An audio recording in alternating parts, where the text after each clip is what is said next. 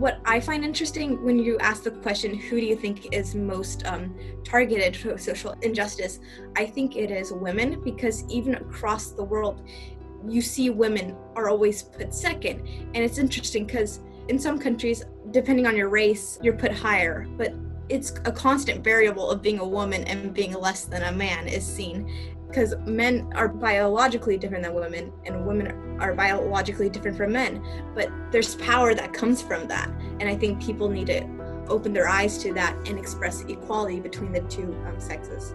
Every woman in the world, no matter what class, color, or background, has experienced this in some way or another. From the very first time that they were told that they couldn't do something because girls don't do that, or because boys do that. The fact that you can't walk on the street and feel safe at certain times of day or in certain areas is already a form of injustice.